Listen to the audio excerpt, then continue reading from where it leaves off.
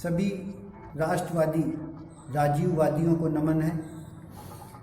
आप सभी ने राजीव भाई के मुख से कई बार महात्मा गांधी के विषय में बात सुनी। ये जो महात्मा गांधी के विषय में राजीव भाई ने कई बार प्रशंसा करी, उसके पीछे सिर्फ वही नहीं है कि राजीव भाई ने प्रशंसा करी। ऐसे कई लोग ऐसे हैं जो उस समय भी महात्मा गांधी की प्रशंसा करते थे। जैसे एक आर्य समाज से मिली हुई मेरे पास बुक है, वेदों से चुने गए पुष्प। उस पुस्तक के अंदर जो महात्मा गांधी की बात लिखी है वो स्वामी श्रद्धानंद जी को समर्पित करते हुए लिखी गई है। और स्वामी श्रद्धानंद सरस्वती जी पहले वो व्यक्ति थे, कहते हैं कि जिन्होंने उनको राष्ट्रपिता कहा था। दूसरे उसमें आर्य समाज की एक बुक मेरे पास सुभाष चंद्र बोस की लगी, सुभाष चंद्र बोस की मिली।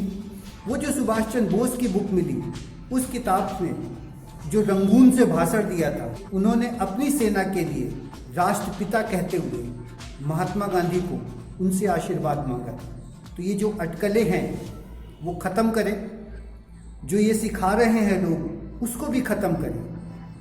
थोड़ा सा विस्तृत होकर के चलते हैं कि कोई भी लेक्चरर या प्रोफेसर तक आज की दशा ये है कि वो महात्मा गांधी के लिए कहने लगता है और कहते कहते वो एक सिद्धांत पर केवल आ जाता है और उसमें जोर जोर से चिल्ला के कहता है कि साबरमती के संत तूने कर दिया कमाल, दे दी हमें आज़ादी बिना खड़क बिना ढाल। ये गाने के लेखक जो हैं उनके ऊपर 3 बार केस लगाए अंग्रेजों ने।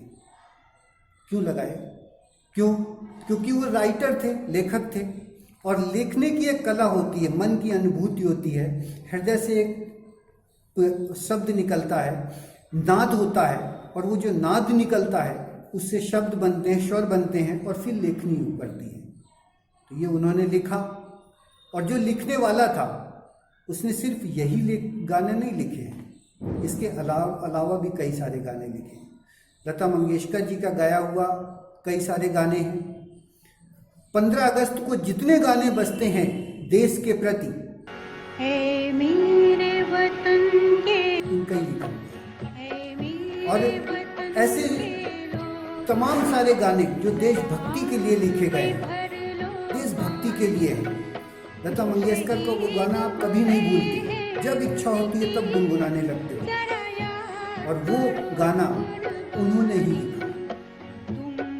ये बिल्कुल गलत है कि दे दी हमें आज़ादी बिना खड़क बिना ढाल, साबरमती के संत तूने कर दिया कमाल, लेकिन ये लेखक की एक अनुभूति है। दूसरी एक प्रक्रिया को आज और समझते हैं कि गांधी जी के बंदर 3 बड़ा मजाक उड़ाया जाता है। जिसको देखो वो मंचों पे खड़े होकर के बड़ी बड़ी दाढ़ी बढ़ा करके और मजाक उड़ाने लगता है।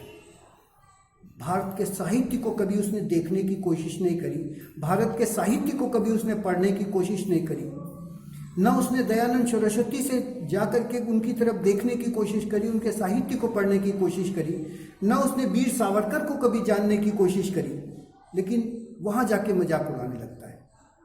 भगत सिंह को जानने की कोशिश करो, सुभाष चंद्र बोस को जानने की कोशिश करो, तो आपको महात्मा गांधी के 3 बंदर का वाक्य मिल जाएगा। जब हम लोगों ने चरक ऋषि को पढ़ा, महर्षि राजीव दीक्षित जी के देह त्यागने के बाद जो समीकरण हम लोगों ने समझा और जो पढ़ना चालू किया, उसमें गांधी जी के बंदर 3 साफ सामने हैं। वो कहते हैं प्रज्ञा अपराधो ही सर्व रोगाणाम मूल कारण। प्रज्ञा अपराध को के जैसे शब्द को, अर्थ को खोजने के लिए बहुत सारे पन्ने पलटने पड़े, क्योंकि आज के समय में केवल एक ही व्यवस्था बची है और वो है नेट पर, जिसकी जो इच्छा है लिख करके डाल दो और वो नेट बाबा सबको दिखाने को तैयार हो जाते हैं। नेट बाबा को ये भी नहीं पता कि उस व्यक्ति को उस विषय पे कुछ आता है या नहीं आता। ये जो प्रज्ञा अपराध है, ये मन, क्रम और वचन, इन तीनों को दर्शाता है। तो मन, क्रम और वचन को ही वो गांधी जी के बंदर 3 हैं। और गांधी जी ने वो चरक ऋषि को दिखाने की कोशिश करी जो आयुर्वेद के महान ज्ञाता थे। तो गांधी जी के बंदर 3 पर मजाक नहीं उड़ाया जाता। भारतीय साहित्य को पहले पढ़ा जाता है, अपने वेदों को पहले पढ़ा जाता है, अपने वेद को पहले समझा जाता है, अपने साहित्य को पहले समझा जाता है, तब मंच पे खड़े होकर के 1-1 लाख रुपए कमाए जाते हैं। कमाई के पीछे इतना मत भागो। मैं सभी से कहता हूँ ये बात को कि ऐसा कमाई मत करो कि अपनी संस्कृति, अपनी सभ्यता में सिर्फ एक दूसरे के प्रति आने वाली पीढ़ी के दिल में बुराई ही बचे। हम लोगों ने जो बोया है, जो बो रहे हैं, वो सिर्फ एक दूसरे के प्रति नफरत बो रहे हैं, इसके सिवा कुछ नहीं कर रहे। राजीव दीक्षित जी के मुख से आपने सुना होगा कि महात्मा गांधी और भगत सिंह में किसी प्रकार का कोई विद्रोह नहीं था, लेकिन वो जबरदस्ती दिखाया गया जाता है और हमारे यहाँ के लेक्चरर और प्रोफेसर तक खड़े होकर के उस बात को कहते हैं। भाई थोड़ा सा समझो, इस देश की संस्कृति को पुनः अगर जागृत करना है तो हम लोगों के और हम सबको मिल करके ही करनी पड़ेगी। कोई भी विदेश से आकर के यहाँ की संस्कृति और सभ्यता को जब तक समझेगा तब तक वो मर चुका होगा, अपने प्राण त्याग चुका होगा।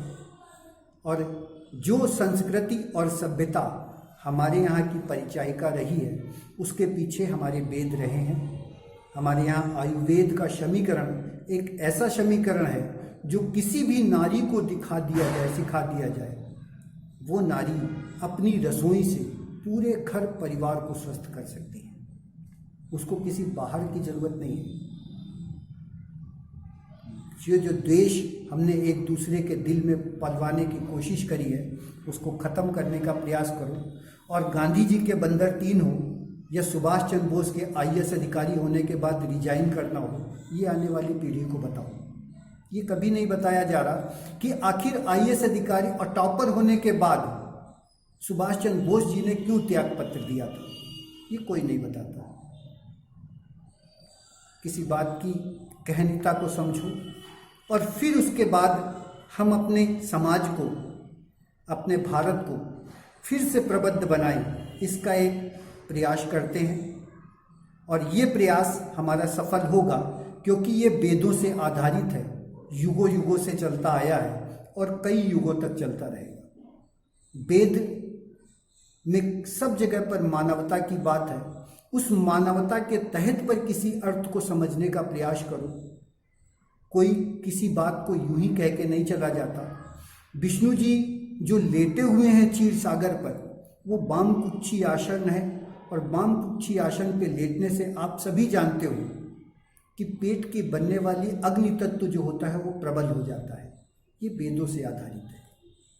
भगवान शंकर ने जो समाधि लगाई हुई है, उसकी समाधि के पीछे एक प्रक्रिया है। तो पहले समझो, सोचो, तब काम करो। स्वामी श्रद्धानंद सरस्वती, स्वामी दयानंद सरस्वती या विवेकानंद जी, या फिर और पीछे चले तो गौतम बुद्ध जी, वाल्मीकि ऋषि, ये इनमें आपस में कहीं मनमुटाव नहीं है। मनमुटाव हम लोगों ने एक दूसरे के प्रति पाला हुआ है। जो हमारे अंदर मनमुटाव है उसको ख़त्म करो, और ख़त्म करने की केवल एकमात्र व्यवस्था है, वो है भारत में सूर्य की गति को समझना। इतना ही कह के मैं अपनी वाणी को विराम दूंगा। और गांधी जी के बंदर 3 ये बच्चों को बताओ कि मन, क्रम और वचन के अनुसार आप पालन करो, आपको एक भी रोग आने वाले नहीं हैं, क्योंकि प्रज्ञा अपराधो ही सर्व रोगाणाम मूल कारणम का अर्थ होता है मन, क्रम और वचन के द्वारा किए गए पाप से ही आप रोगी बनते हो।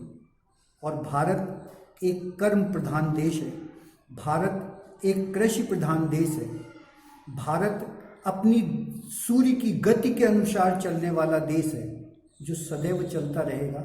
हमारे आने से पहले भी चल रहा था और हमारे आने के बाद भी चलेगा। सभी को आभार है, सभी को धन्यवाद है।